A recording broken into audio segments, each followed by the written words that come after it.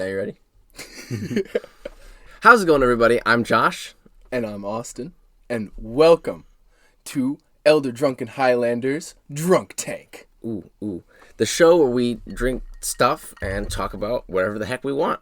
This time we're talking about Kaldheim deck upgrades. Let's go. So these are the cards from Kaldheim that we're going to be adding to the decks that we've so far showcased on the channel.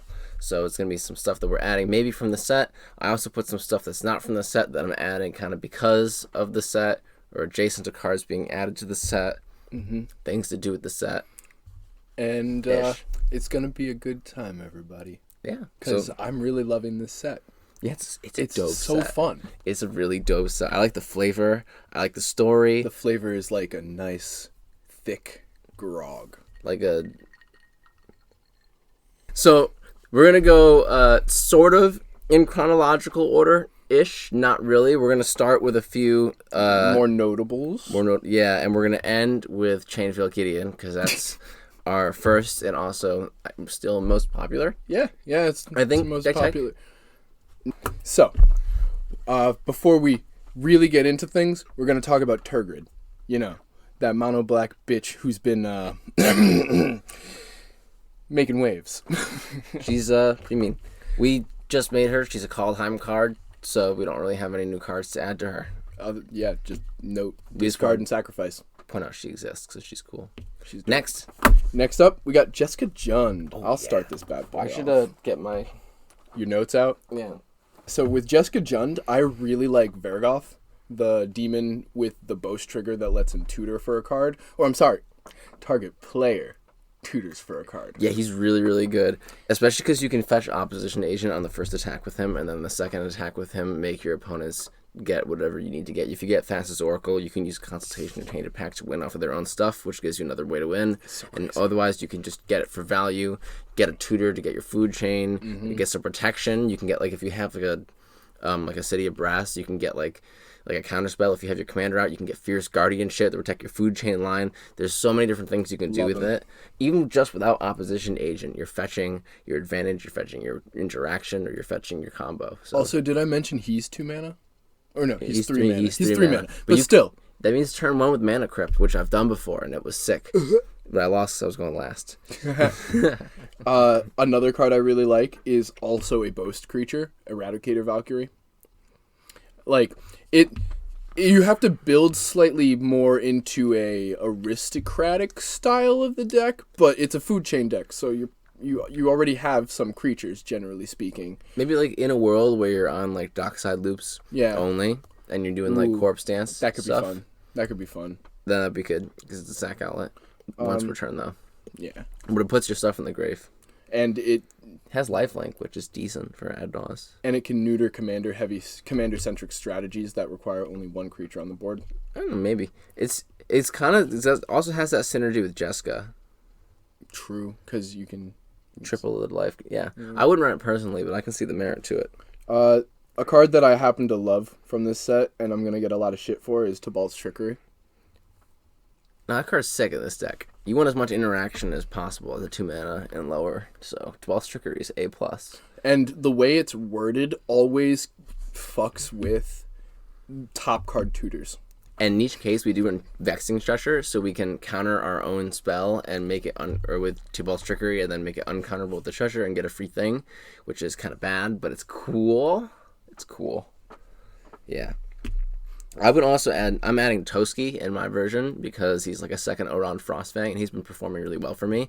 We've actually gone through a lot of upgrades and changes in the deck in general since the first deck tech video, so if you're playing Jeska Jund or you want to play Jeska Jund, you should come to the Jeska Jund Discord, where a lot of people who are smarter than me are also brewing the deck. It's really sick. It is. Yeah, check it in the comments. Speaking of Toski, our next one is Toski. Yeah. Oh, hey, would you look at that? I like Old Growth Troll. It's a 3 mana 5/5 that when it dies becomes a land. What are the drawbacks? Not Old Growth Troll. I'm sorry, he's a 3 mana 4/4 with trample. When he dies, if it was a creature, return it to the battlefield. It's an aura enchantment with enchant forest you control. An enchanted forest has tap, add double green, and pay 1, sacrifice this land, create a tapped 4/4 green troll. I didn't even notice that card exists. What the heck? Yeah. yeah, I really like that card, like, a lot. It's insane. I'm really excited for Elvish Warmaster because I like that one too. it is an elf that makes tokens, and it has an ability stapled onto it that says your creatures get buffed, you can deal more damage, and it gets Death Touch, which is sick. But like, it's especially good because like it's exactly what Toski's looking for with like Joe Riel, with like our Allosaurus Shepherd. Honestly, this set has a lot of tribal that is... Like, I wasn't expecting as much tribal out of this set as we got, and I'm loving it. Yeah, there's a lot of good tribal stuff. The changelings too are all things that are good for any tribal deck. Like my bear tribal deck. So our next deck is Mairsil. Hi. So, you know how we were talking about Vergoth and Eradicator Valkyrie? Yeah, those guys are in. But also, so is Valki. Yeah, I said that. I don't get the Tibalt side, but Mairsil, when using Valki, you can make him into anything in the cage.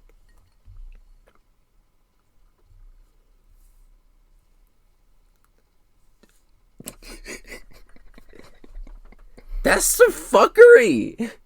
What? Wait. So if you have say Eradicator Valkyrie, whatever, in the cage, right? Mm-hmm. And you have Valki in the cave, right? And so because Mairsil is Valki, exiles the Eradicator Valkyrie. You could pay Eradicator Valkyrie's mana costs to make Mairsil Eradicator Valkyrie and Boast after you've already boasted with Eradicator Valkyrie as Mairsil. Because now it'll have 2 instances of the same ability. So you could double boast with Valki. Yeah. The one catch is it has to be the last thing you put in the cage. That's the one catch. It has to be the last thing you put in the cage because it's referencing that instance of Mairsil. That's pretty sick. But yeah, most of the Boast cards in this set are pretty like eh. But most of the black Boast cards are really good. Mairsil Boast deck when? Boros Zombies is the next one. Well, we talked about Tribal already. But I guess Doomscar. Doomscar. Oh, I didn't even have that on my list. That's a sick one. Yeah. Bruh. That's so good. I forgot. Look, this set has so many good things that sometimes you just like Mystic Reflection is one that I forgot about too until like this morning. I was like, oh, I had Mystic Reflection. Forging the Tyrite Sword's also really good. Yeah, I had that on mine too because you can grab your Nim Death Mantle or your Death Render and other really also good it's equipment. ramp in red white. That's true. Like, it's like decent ramp. Yeah. The other one I really like is Cole, the Forge Master. He's not a zombie. He's not a zombie. As soon as there's a red-white zombie getting printed, Gerard is out because he's not a zombie either. He's just close enough. He can't do it. And then Seize the Spoils because I am in love with pretty much any loot effect. I also put in removal for Weathered Runestone because Weathered Runestone's good against us, and I should run more removal to stop it. That's also a retroactive add-in for basically every deck we've mentioned that's Grave-centric. Because that card's pretty good. I'm not gonna lie. I'm going to rage a lot when I see really it. Sweet. I love my Grave strategies, and that's just like, ha ha. Yeah, play that card against Austin, and you'll win. Don't advocate for that. Izzet Lifegain. Is it? It is. It is. Oh yeah, it is. Nah. This is your baby. You go ham for it. Well, you had some good suggestions that I didn't have. Oh, Tibalt's Trickery. You had some other good suggestions that I didn't have. Yeah, actually. We're in blue, Austin. Oh my god. You assume I play blue for counterspells. I put in Raven Form because that card is insanely good. Like, just hands down. I put Quakebringer and Torolf. Yeah, I like Quakebringer with lifelink. That seems kind of spicy because you get 6 life per turn. Mm-hmm. And he does it from the graveyard too, which is you don't gain life from it, but it's like a decent way to like get your life total disparity greater than your opponent's. Not to mention like with the your hammer fist. Yeah, exactly. My home boy, motherfucker drinks too much ale and slams his fist on things. I love it. I absolutely love it. To quote Thor, another. Yes, he would blend right in Kaldheim. He should go live in Kaldheim. They should have reprinted him in Kaldheim. The card I had, and I'm very excited for this, is Cosmos Elixir. People are complaining, it should have been wait, colorless. No, it wouldn't be going in this deck. This deck needs card draw and more life gain fuckery, and this is exactly what I'm looking for. Honestly, that deck sits at like 42 most of the time. Like, if somebody doesn't swing for over 50, you don't die. I'm just chilling right above 40 life most of the time. Usually someone's like, oh, I'm going to bop you with 8 in the air because you're getting life. And I'm like, yeah, whatever. And then next turn, I'm back up to 40. Nobody's ever going to attack the blue-red deck that's gaining life. And at 4 CMC, it's clunky for everyone else, but Dalico's curves me into it super nice, and I can usually like cast that and another thing on turn 4. Must be nice having a Palladium mirror in the command zone. It's so good, dude. Dalikos is an underrated card. People are sleeping on that guy for sure. I run him in a bad deck, and he's sweet. Imagine him in a deck designed to play him. Next up, Tago. Okay. Yeah, what do you got? You have Tibalt's Trickery. Torolf. Torolf is a good one. Torolf's amazing in this deck. Huck a rocket a 1/1, 1 infect to the person who controlled the 1/1. Yeah, screw you. I'm cool with that. Yeah, I'm into that. Seize the spoils. Yep. And I added Tyrite Sanctum. Tyrite. Why? Because the counter? Yeah. Oh, that's not bad. Also, Indestructible on Tago is pretty good. Yeah. And, dude, wait, God, you gotta add it just for God Tago. Tago needs to be a god. Gotta toggle that god switch. Yes. Yeah, no, that rocks. That's great. I also had Arnie Slays the Troll. That's a good card. Just because I thought that would be, like, it's cheap, it comes in early, it gets you a +1/+1 counter, which synergizes with Rayhan, it buffs your stuff, and it gets you a little bit of mana, so you can, like, turn 2, turn 3 Tago, and then turn 4 use the mana to equip your rock. I don't know, it just seems kind of nice. I think we ought to talk about the Phyrexian in the room. Oh, yeah. I was just looking at I knew I had one more card. Yeah, Foreign Klex. I mean, it's kind of like in the same vein as Doubling Season, but it's a creature, so like... And it has haste. You can reanimate it, which is a little bit better. And it's also a stacks piece. Yeah, that is the other thing. It's pretty... Like, honestly, he pretty much covers a pretty solid, like... Why is he so good? Anyway. Probably. Hamza! You first. All right. I like Divine Gambit. Yeah. Wait, what? No, you can't have that opinion. What? I think it's funny. And Search for Glory. Search for Glory is pretty valid. I thought Bredegard's Stronghold was a nice like pickup because it's kind of cheap to activate, even though it comes into play tapped. Like, what are you're not doing anything for the first 3 turns anyway, so whatever. Hey, honestly, like Hamza just needs counters on the creatures. That's true. He just needs the counters on the boys. And if I have to sacrifice 1 land for that, so be it. Next is Temur Pirates. Don't say it. We're in blue. This is CDH. We're not even running Spell Pierce. Raven form. At least he didn't say Tibalt's Trickery. And Tibalt's Trickery. I wouldn't run either of those cards. We've had it's too slow. I happen to just be a dirty casual. We turbo out our Raven form turn 1 with a mana. No. We've been working on it a lot on the Discord for Malcolm, so if you want to be in on the process, come check it out there. I'll link it in the description.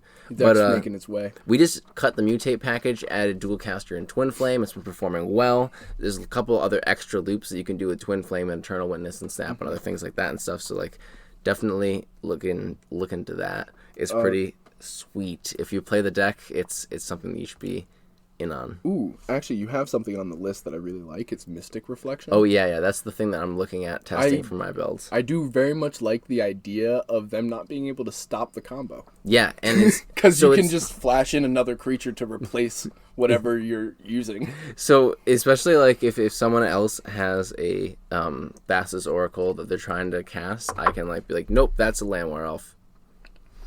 Screw you. Or I can, double up in my own dockside with it. Double dockside. I can be like, my creatures are dockside. Arbor Elf. You can also save a Glinthorn Buccaneer. Now it's a dockside. Exactly, yeah. I didn't get the chance to cast this Hull Breacher, but I need a Buccaneer to survive. Yep, exactly. There's a lot of applications for it, and I think it's going to be a sleeper card in competitive. It also affects tokens. So if you have something that can generate a token, like off of a land or an artifact, or I don't know, whatever your build may imply, you can create a token copy of your Glinthorn Buccaneer. And it's another thing to do with Tana, who's basically useless. Mystic Reflection. Now Tana's something else. I forgot she was the other commander. I'll cast my commander, this 6-mana Gilded Drake. I really did. I really actually forgot that he had a partner. Well, she adds, like, separating tokens for Gaia's Cradle, Feign Veil Teferi. Yeah, this is your baby. So like, this is... Saw It Coming is one of the ones I put in.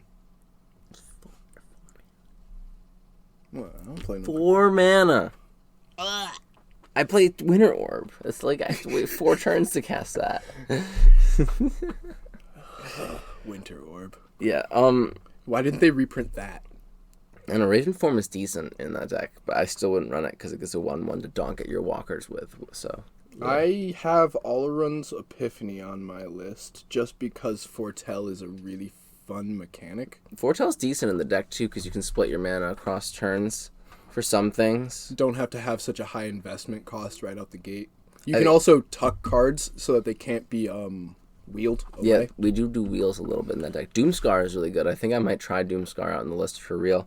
I mean, it's a great board wipe, and the deck functions without creatures for the most part. Search for Glory could be okay. I'm probably not going to run it, but like I could see it can fetch the Chain Veil. It can fetch like our walkers. It's kind of decent.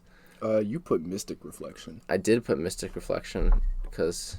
I mean, honestly, I just really like that card. Yeah, it's like... It's just a fun card. Like, that's a really interesting mechanic like, for a clone. So like, if I have Niambi and and Teferi gets killed, Niambi's still on the board, what normally happens is everyone's like, oh, like, if he plays Niambi again, like, we'll get Teferi back, so, like, don't kill Niambi, leave Niambi in the board. And then I'm, like, dead in the water. I'm like, shoot, how do I fucking kill my Niambi? No one's gonna block her, no one's gonna do anything. Mystic Reflection. Now I have another Niambi. Aw, yeah. So that's my plan. And even funnier so, like, it's a weird interaction, but you run Venser. Next up. Mono Black Wizard. Oh, yeah, this is, like, definitely... This one got, like, no wizards, but I know he's disappointing. Why the fuck are my wizards? You know that we're getting a D&D set in, like, a year, right? And there were going to be no black wizards. They're all going to be fucking warlocks. I guarantee you, we're getting warlocks, no wizards in this stupid... I need that back. But I really like Revived Draugr, because, you know, two zombos. Instant speed's not bad, too. Yeah. Instant speed's wizardly. Pyre of Heroes. Is that wizard? How do you... Wizard. Wizards only. Whizbiz. Alright, yeah, Revive Draugr, Pyre of Heroes, because gas. I want Pyre of Heroes. It That's says everything. sacrifice and search. That's everything we want. Haunting Voyage, because it's Foretell Mass Reanimator. I like Pact of the Serpent too. It says draw cards, lose life equal to the creatures of a type you control. It's from the dual decks. And it's 3 mana. So it's like you have like 4 wizards. You draw 4 for 3. That's pretty good. Next up is another one of our tribes, Fake Dragons. Yeah. Yeah.